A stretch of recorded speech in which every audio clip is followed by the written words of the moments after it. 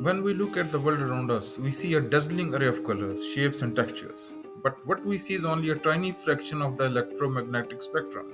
Most of the electromagnetic spectrum is invisible to eyes, and some of it can even pass through solid objects.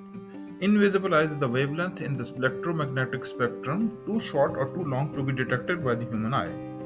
Visible light is a part of the electromagnetic spectrum that our eyes can detect. It consists of wavelengths from about 380 nanometers to about 714 nanometers. The percentage of the electromagnetic spectrum that the human eye see is about 0.0035%. The colors that we perceive depend on the wavelength and intensity of the light. For example, red light has a longer wavelength and lower frequency than blue light, which has a shorter wavelength and higher frequency.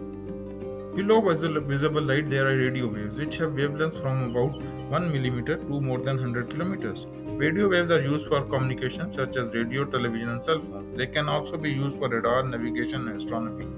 Above visible light, there are infrared waves, which have wavelengths from about 714 nanometer to 1 millimeter. Infrared rays are emitted by warm objects such as humans, animals, and stars.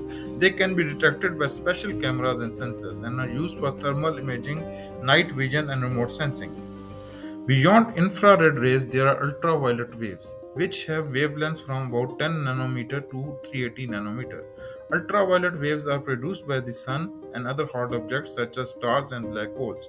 They can cause sunburns and skin cancer, but they can also kill bacteria and help produce vitamin D. They are used for sterilization, fluorescence, and astronomy. Above ultraviolet waves, there are X-rays which have wavelengths from about zero point zero 0.01 nanometer to 10 nanometer. X-rays are generated by high-energy processes such as nuclear reactions and collisions of electrons with atoms. They can penetrate many materials such as bones and metals. They are used for medical imaging, security scanning, and crystallography. Then there are gamma rays, which have wavelengths shorter than zero point zero 0.01 nanometer. Gamma rays are the most energetic and dangerous form of electromagnetic radiation. These are produced by nuclear explosions, radioactive decay, and cosmic events. These can damage living cells and cause mutations in cancer. These are used for nuclear medicine, radiation therapy, and astronomy.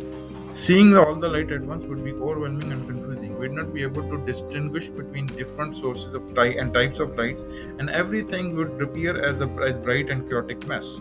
We'd lose the ability to perceive shapes, colors, depth, and contrast. We would also be exposed to harmful radiation that could damage our eyes and skin. Therefore, seeing all the light is not a desirable or realistic scenario. Our vision is fashioned in such a way that the specific range of light is visible that is relevant and useful for our survival and well being. Seeing more or less than that would impair our perception and cognition rather than enhance it. Points to ponder. There are many types of light which human can see with the help of specialized equipment. However, is it possible to have other kind of light that is still not made to humankind? Number 2.